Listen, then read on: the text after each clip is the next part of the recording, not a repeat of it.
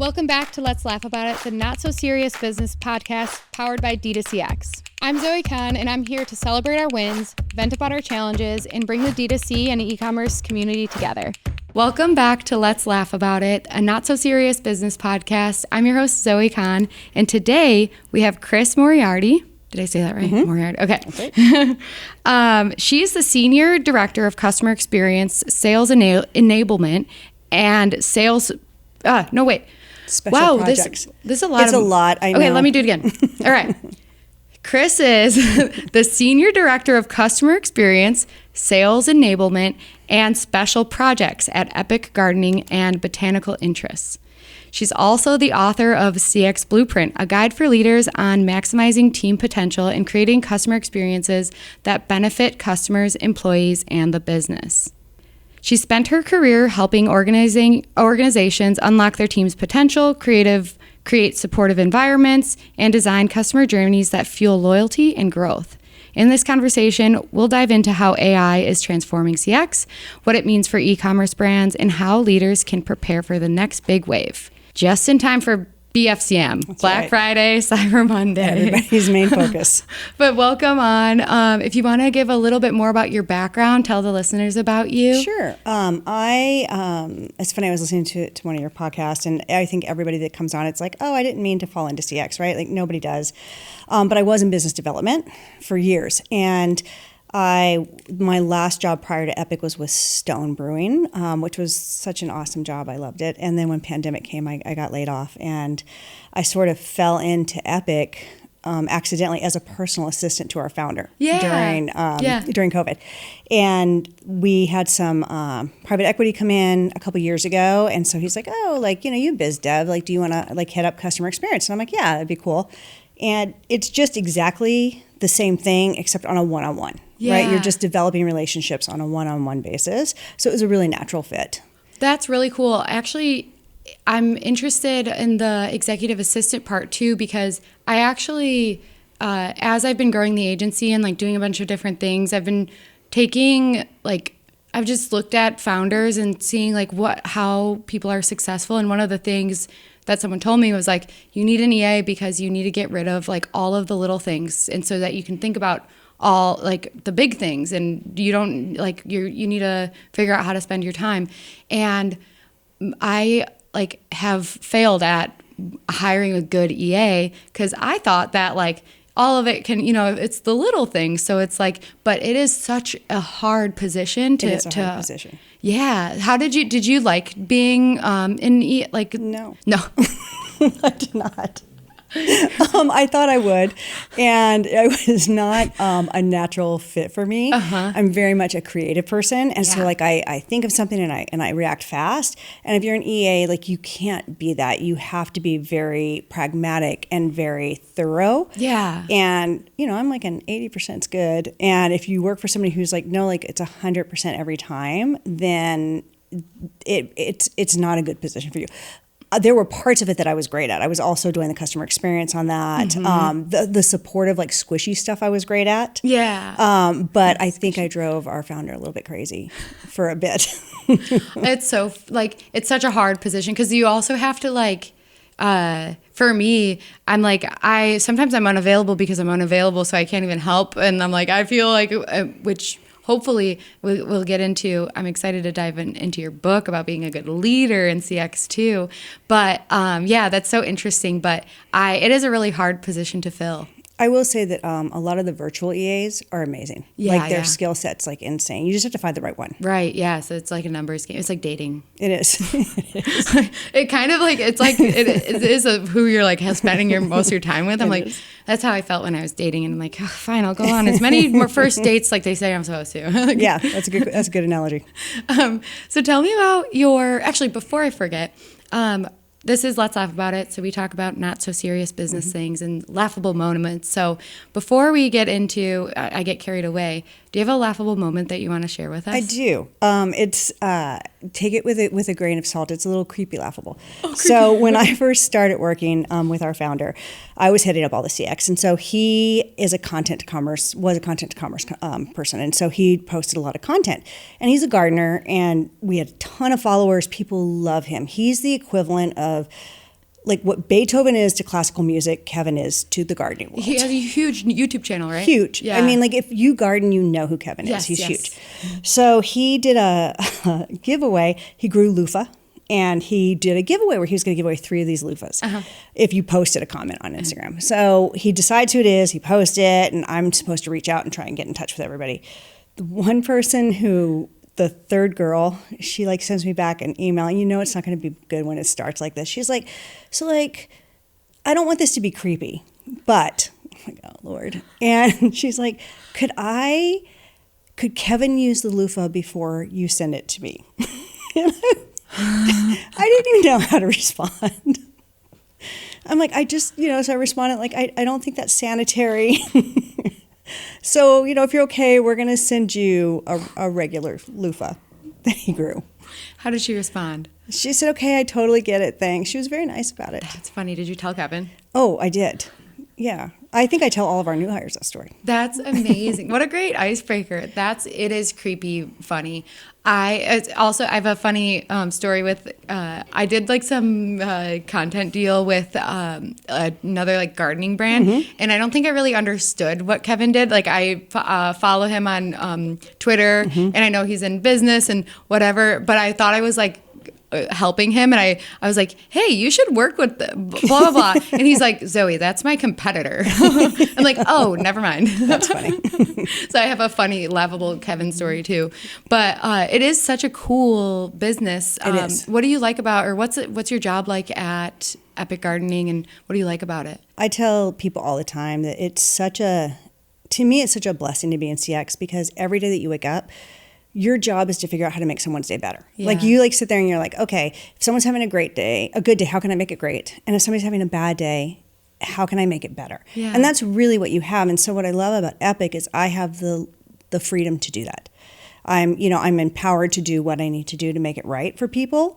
And that is such a cool job. And I love that. And I love, of course, talking to the customers, and I love the funny stories that come out of it. And I really love the team that we have. Like, being in gardening, you're dealing with primarily happy people. You're getting vitamin D, it's just you're growing things.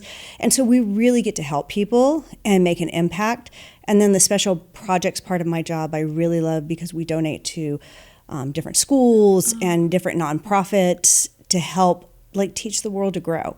And that's a really fulfilling part of the job. That's amazing. So you've got the CX side, you've got the special projects, and then you've got the sales enablement. So Botanical Interest has a wholesale side to it.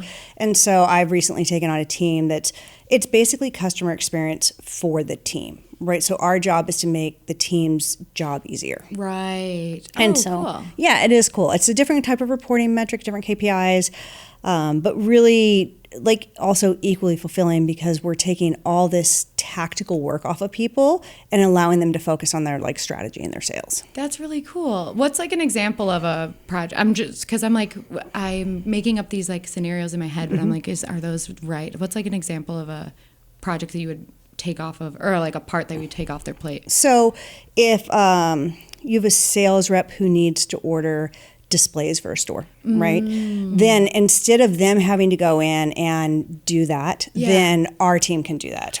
Or we're launching a portal for them. So they have an online portal now, but we're launching a much more customer-centric and agent-centric portal so that it's a quicker time to deliver, quicker response times, that type of thing.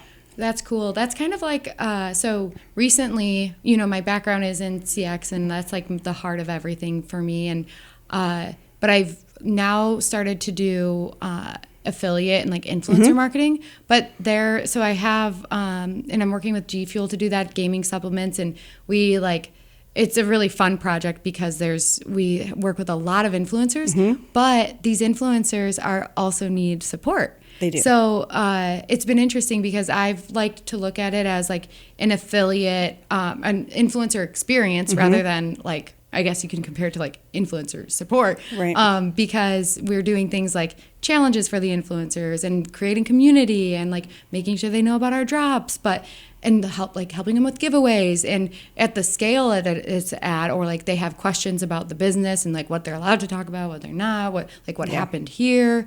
It has a whole support side to it, and so we now staff for the support of the influencers because we're creating all these like fun things, but there's a lot of communication that happens and There like is. little like tedious things. And it's really important. You're really freeing people up to focus on what they're naturally good at instead of getting, I mean, it's the equivalent of your virtual assistant or your assistant that you need. You know? And you have to date around there too. You do. You really do. But very cool. I want to hear more about your book, and can you remind us what it's called? Tell us a little bit about it and where people can find it. Oh, sure. So it's called The CX Blueprint, and right now it's just on Gumroad. It is self-published, but we were talking a little bit earlier. My CX is so... It's like repetitive, like there's a formula, right? Like if you're nice to people, you go out of your way to be nice and you help people, then you're going to probably be successful. And so to me, there's not a ton that you can teach in CX after you teach the foundation. But to do that, you have to have the right team. And so my book is really designed to help leaders create and support the right team. Because with the right team, it elevates all those foundational things to the next level. When you have people who believe that they're there to make a difference and you empower them and you give them tools that they need so that they're not having to come to you every time for permission to refund $10 or, they know their sandbox to play in, then everybody's so much happier. It makes something like a Black Friday scenario so much better if you're prepared in advance and your team, everybody's on the same page, and then people are just firing on all pistons because you don't have to stop the progress or you don't have to stop the motion to explain something. At the opposite of micromanaging, right? Yeah, it is. Yeah, that's like such a. Do you do onshore or offshore or both? We do both.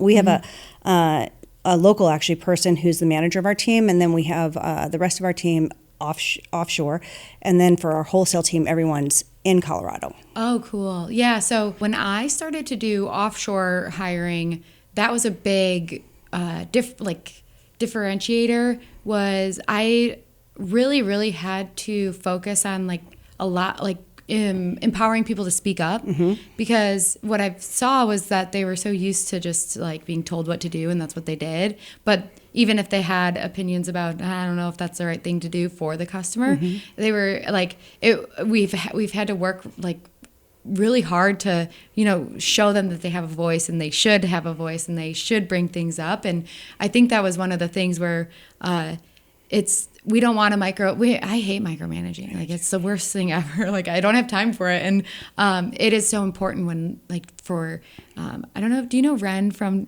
Tushy, the Days? She says that you have to give your agents agency. You do. And I loved that. They're literally agents. Like give them agency. And I think that it's such an important thing to make sure people feel empowered. It's like, so. Well, and I think a lot of times when you come as a CS rep, a lot of people think that's like an entry-level position, or it's just, that their voice doesn't matter. And so like one of the things that we implement is every week we have a weekly meeting and we have one of the agents like go through a product of the week and they have to like explain the product to the team. Fine. And then we also have we alternate, and then they suggest something that would improve the department or improve our communication. And so it forces them to have a voice. Yeah. And now it's cute because they get super excited to do it and they like applaud for each other.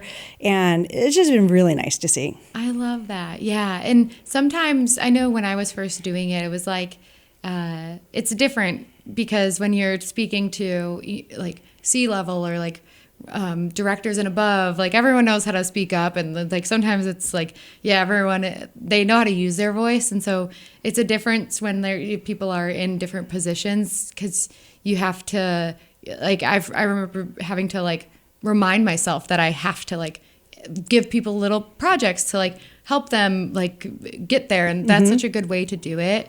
Yeah, it's been really nice. And then also supporting them, like them knowing that you have their back. I mean, CS can be really brutal sometimes. And the customer is always right, hypothetically, but your team has to know that you have their back and support them so that they feel safe to come to you. Because if not, then they just get beaten down, taking this abuse, and that's just unacceptable. And I know a lot of the people that have come to work from us have come from backgrounds where that was the case. Yeah, and I have noticed too that it's like you almost need to create this like wall between them and the rest of the team, not in a way that there's like they aren't informed or enabled, but as like, oh, if no matter what you guys do, like it's if something goes wrong, I'm here to take the heat for it, because they're already getting like yelled at by customers who don't understand things sometimes, and like they don't need to also be yelled at. Like if like the CEO, if Kevin Right. goes in and he sees something but doesn't understand the whole like context, not saying Kevin does that, but it is like a typical like higher level, people don't really understand what the processes are, what really happened with the customer, or like that this customer was harassing us on Facebook comments for whatever, and so we had happened to us actually. Funny, not funny, but yeah. that stuff is, and it's like really important. It's like you're doing a good job of being like a leader for that, because it's also not easy. You have to like, it's a hard job.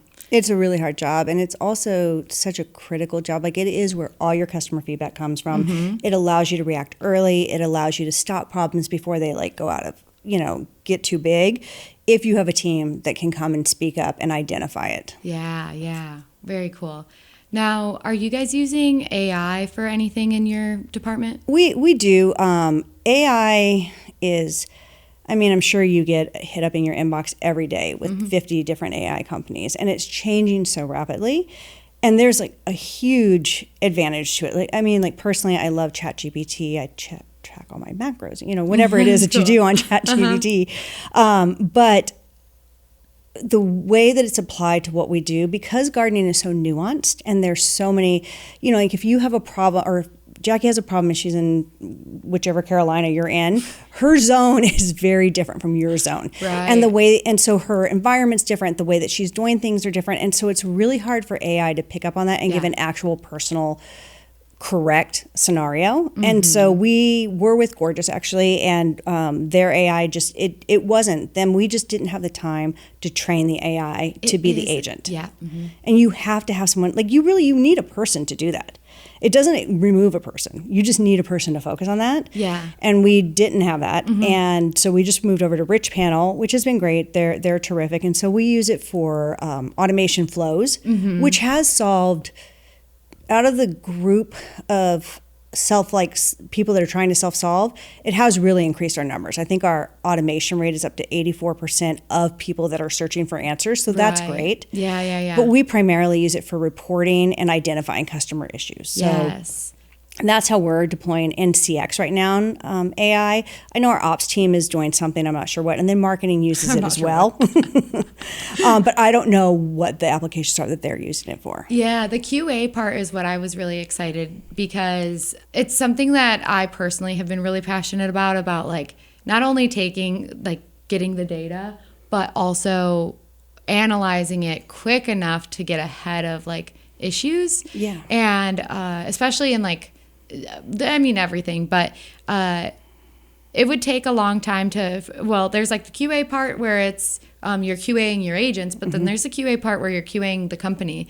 And so I've noticed that there was a lot of like, I was spending a lot of time just like poking around, and now it's so nice. And things are now in platform, but I used to export a bunch of my like data and like upload it into whatever like AI, ChatGPT or whatever, in a safe fashion. Do not upload your company's personal data, into these open AIs. But I would upload it and say like, can you give me the here's all of my like 5-star CSAT customers responses. Can you give, or the 1-star, can you give me like the top 3 things that we need to focus on or lean into? And it would spit it out. And I'm like, wow, this is great, because otherwise I'm like clicking through and like sorting your Excel spreadsheet, and it was exhausting. I agree. It really helps you identify patterns early. We actually had one just recently where it identified a shipping issue. It wasn't a huge issue, but I didn't see it coming because we really hadn't heard that much from customers. Yeah. And it identified it and then I checked, and then there was like a small like error, and so we were able to identify that way faster than we would have if I had waited for enough customers to write Exactly. Yeah, I don't want the customers to tell me the problem Right. happened. I want to tell the customers that there might be a problem and be ahead of it.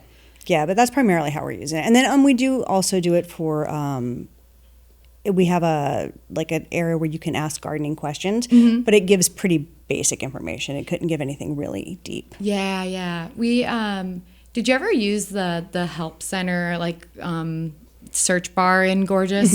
That was I love that because you can see what people are searching for, but you don't get the results or what they're searching for, and they're not getting results. Right. Yeah, the metrics in Gorgeous were really good. Yeah, and the gardening and being in different places and it being so specific, I'm sure it's kind of it reminds me of like supplements, and everybody's different, but people are writing in thinking that like we're like doctors or nutritionists, dietitians, and like it's each person is really different, so all of those answers are so different. Yeah, I bet. So it does take it takes a person to manage it for sure. Yeah, it's I know everybody says it's going to replace jobs, but it's just transferring jobs. It's not. It's just a different job. Yeah, transferring or transforming your job, because I always say that we just have to lean into it. It excites me because I'm like, this frees up like it's like an EA. It is. It's like frees up time in everyone's brain. And recently I realized I wasn't doing a good job for our team as far as like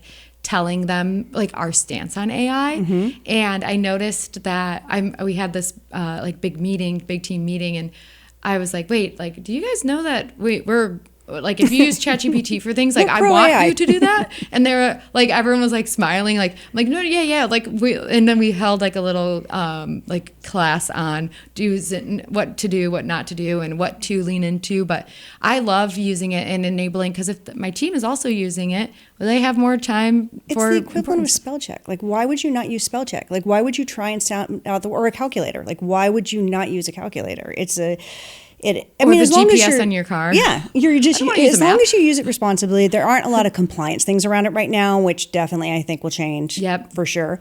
So you'd have to make sure that you're setting that up. But yeah, it's just the most helpful tool to use, and it allows people that are creative, or it takes away the tactical minutia that you're doing, and it allows you to focus on strategy. Yeah, which is the fun part. Yeah, it is. Because I think that's been one of my biggest struggles in CX over the years. Is like, we have all this data, we know how important it is, but like, can we ever get out of the tickets, or can we ever like fix the to-do list is never ending, because there's like a problem here, a problem there, and like, but how big is this problem really? We need to focus on this. So there's always things to do. There is, and especially as AI becomes more prevalent, I think that it's probably going to dilute like we have a blog, we have a huge blog, right? And I think people are going to stop going to blogs as much, because if you can put something in chat about whatever, like, why do my tomatoes have this white powder on them, and you get an immediate answer, and you're not having to search through blogs, I do think that it's going to diminish that. Yeah. But that will make CX so much more important, because if your AI is able to answer those questions, then the people who really need you are really going to value that personal time that you have, and then you'll have the time to do it, because you're not answering 200 tickets on why your tomatoes have powdery mildew. Exactly. Yeah. I haven't really looked into this, but I'm just curious, and I didn't prep you for this question, but have you guys, because I know there's like, Epic Gardening is so content focused, and like the blogs, have you guys talked about, are you into the like trying to like rank on ChatGPT? Like, have you seen that, where it's like you want Epic Gardening to pop up when people type in, like, when they're looking for gardening It came stuff? up as a conversation as out of my circle of influence. Yeah. I'm sure, though. I mean, like, every company should be thinking that way. Right. Yeah. It's something that I'm like, it's in the back of my, and it's, for me, I'm always having a hard time staying in my lane, like, because I'm just so interested in everything, and then CX touches it all. It does. So it's like, I can't even like ignore all of the other things going on, because it's like popping up. But I'm interested to see how that plays out, and what like players in the game are like ranking on ChatGPT rather than ranking on Google. Well, the money that they're dumping into AI right now is insane numbers. Yeah. Insane numbers. Yeah. So I'm really curious to see how it plays out. And again, it's so early. It's rapidly changing so quickly. It is impossible to tell where it's going to land. It's so crazy. And this is not CX focused, but kind of like my boyfriend is in HVAC and commercial HVAC, and they're building all of these data centers to like house all this data that's like coming from AI. And it's coming from everywhere, but it's crazy.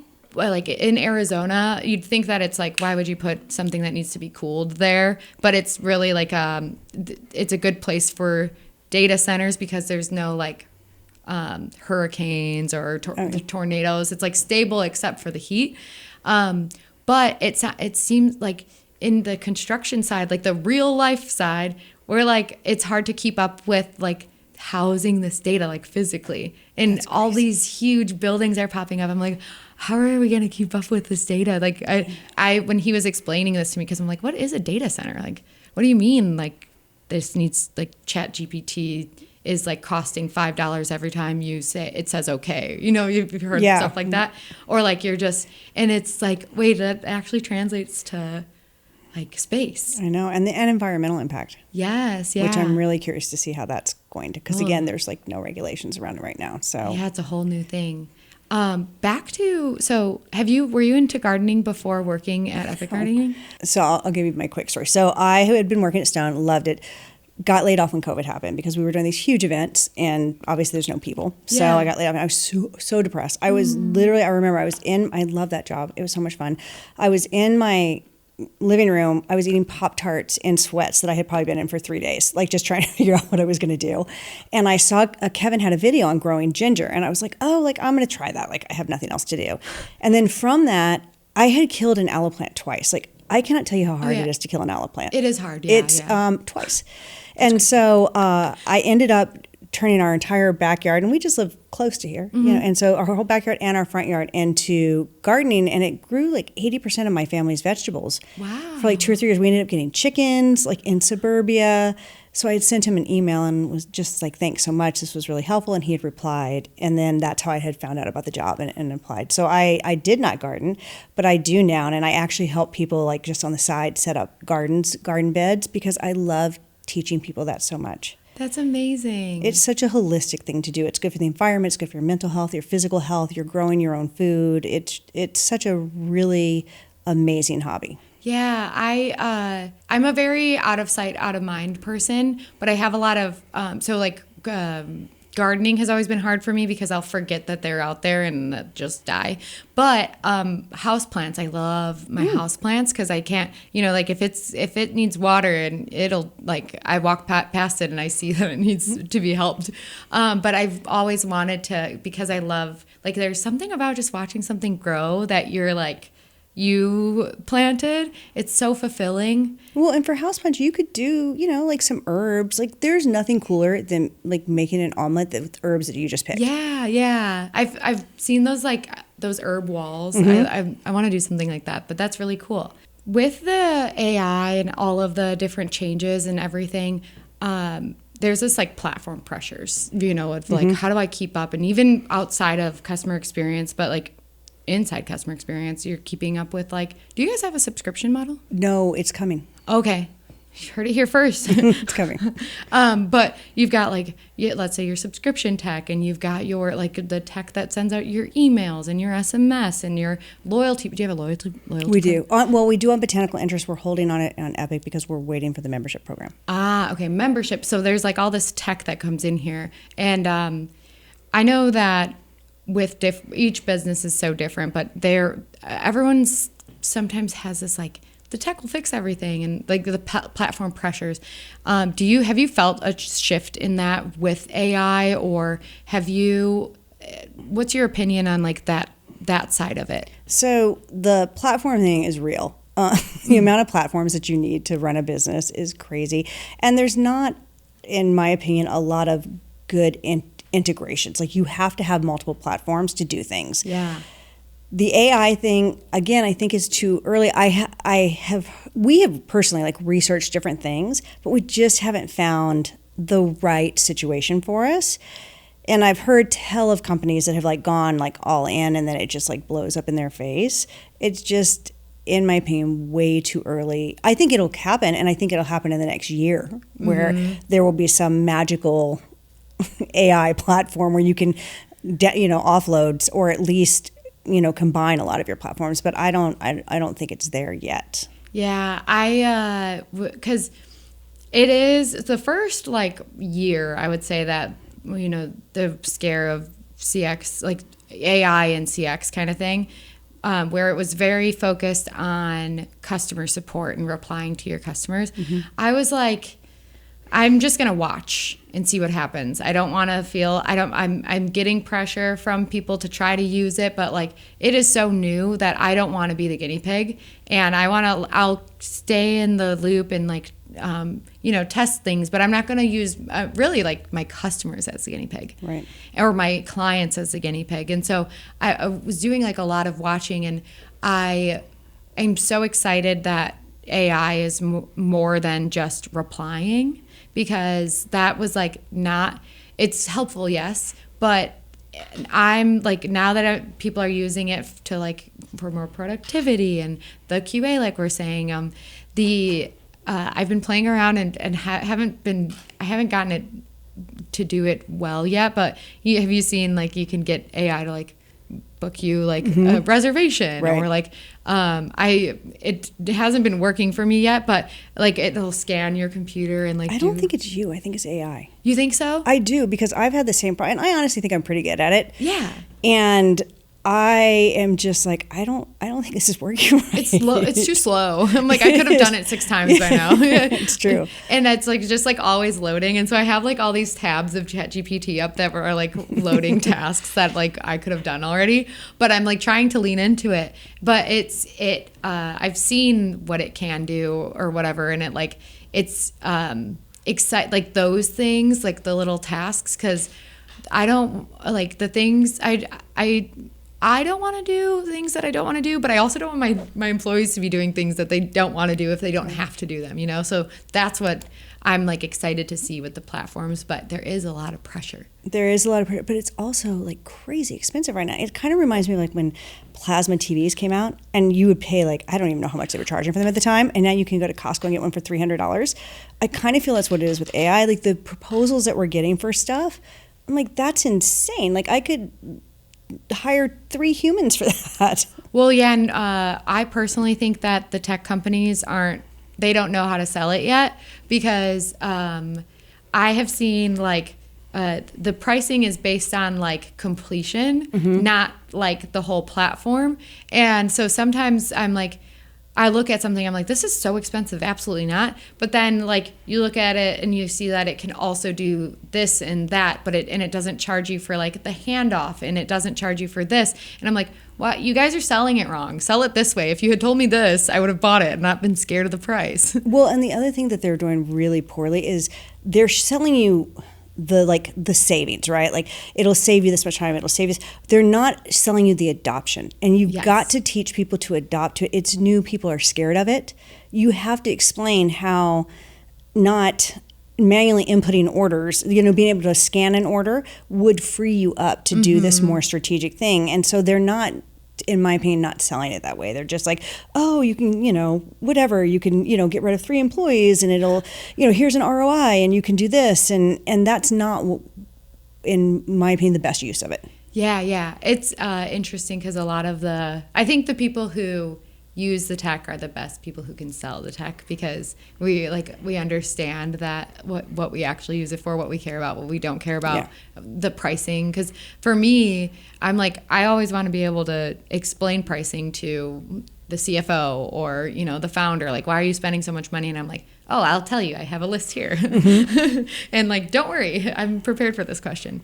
But yeah, so with have you guys used your CX agents and been able to lean into any types of like revenue drivers or sales or anything? Yeah, so what we'll do with that is And Gorgeous actually had a really great way to track your revenue. It is sort of a gray number because it accounts for what, like if a ticket buys something within 5 days, it attributes the revenue to you. So it's definitely a gray number. It really is like attribution for when you look at like Klaviyo attribution, and I actually would use I put bios, or I encourage most of our team to have bios with UTMs so that like at least we can track the UTM and get a better one. But yeah, it's like, and that's kind of what we did too. We did UTMs and or just you know how in Gorgeous you can insert product. Yes. You know, and that type of thing. So we've definitely done that. And then also I've given my team negotiating power. So like if somebody wanted to buy X amount of a product, they know what they could, you know, like what those thresholds are. Cool. So, and they never lead with that, you know, but it depends really on the person. And so, so that's another way that we've kind of empowered them to drive revenue. Good, kind of like upselling. Yeah. And then we also can, and marketing obviously does this as well, but like we can see a trend. Like, so like if, you know, all of a sudden we're seeing, you know, that people are buying this specific flower seed, we can identify that so marketing can leverage that. Very cool. Yeah, because I know when I didn't like to look at CX's sales when I first was like, you know, like into it, because I think more so it's like I grew up poor and I'm like, I don't want people to try to sell me something because I don't have money. And so it's like more of a personal problem. But I was like always hesitant to, even I did retail at GNC, and like our KPIs were like, you know, average order value, and like upselling the little like protein bar and like everything. And I really had to change my mindset of like I don't know, this person might be a millionaire, like, and they want these things, they want you to sell them things, and it's going to improve their life. And I've seen that we're like having to train our employees. I'm like, you're not really like, you're doing sales, but like we don't want you to be salesy, because you don't want to like push a customer away, but there's so much opportunity to educate, because you know so much, like you know way more than the customer a lot of times. It's really you're really providing a service, provided that your heart's in the right place. Yes. So if you tell your team, like, just like naturally, like if this was your mom and your mom got this product, and that's, you know, like what all the CRMs are great for, like you can see, you know, someone's your history. And so if you see that someone purchased, I don't know, this specific product, naturally, like what would you tell your friend or your mom to get next? Like you can just suggest that as an option. Like they don't have to do it. Yeah. And so I think if you approach it that way, that it's really a service that you're providing and you have the customer's best interest in mind, then you can't go wrong with that. Yeah, very cool. Yeah. And I think I experienced even like myself when I'm shopping and like somebody tells me about something and I'm like, wow, I'm glad you told me about that, because I do want that rather than this, even if it is a couple more dollars or whatever. Yeah, I agree. It's a pretty easy thing to do, and it's easy to get the team involved as long as they don't feel that you're pressuring them, because that's not their job. Nobody's a CS rep and they expect to have to do sales. But if you package it as service, then it's an easier sell for your team. Yeah, exactly. Do you guys do phones? We do phones. Phones are tricky for us because we can have an older demographic in gardening. And so it's kind of the equivalent of being like a doctor. Like you get someone on the phone and then it's not just the question about the product. It's they want to take you on like a video tour of their garden, and they want you to, and so a phone call can take a long time. And so we actually don't take incoming phone calls. We do call back though. Yes. Yeah. That's very common, I would say. And then it's business-wise smart. I have seen businesses leaning into like providing that as like a like you could pay for it. Yeah. Have you guys thought about that, or like? We have thought about it. It's really hard to scale because again, I mean, if you get a phone call, say that you get 10 phone calls a day and they're 20 minutes each, then you really would have to figure out how to scale that and make. And I'm saying 20 minutes would be kind. Yes. I mean, that's, some people, they just want to talk. Like, they just want a friend. They do. Yeah. So we have not figured out how to scale it well. I think it's a great idea. Mm-hmm. And I think that is actually something that AI may be able to help with in the future. Yeah.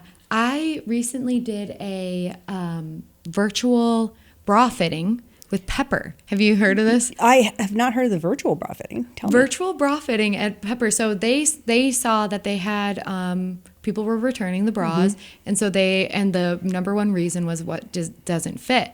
But they're really big about like making comfortable bras. And like, that's like the whole thing is like, you want to make sure that it fits. And so they started offering virtual, and I believe it's free, but you can sign up, and it's literally just a Calendly link.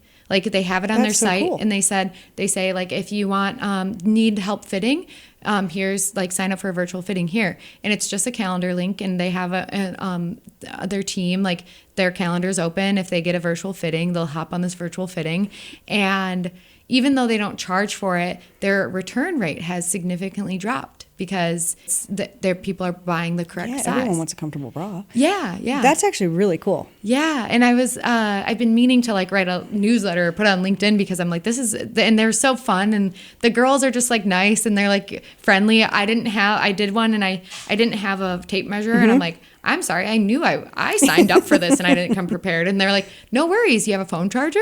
And they're like, okay, take the phone charger, put it around. Okay, now show me like, and that's crazy customer experience. That's really cool. It was amazing. Yeah. And I'm like, I need to think outside the box more. I mean, talk about thinking through like what could potentially go wrong in that and solving it before it happens. That's brilliant. Yeah, and laughable moments. I was like, how many boobs have you seen? Yeah, are they coming on your podcast soon? Yeah. I would hope so. I need them on, yeah. But it was, a great experience. And Ren from Tushy, not to be such a Ren fan, but I am a Ren fan. But they do, I believe they charge for it at checkout. They will do virtual virtual installations. Really? So they're in the bathroom with the customer installing the bidet.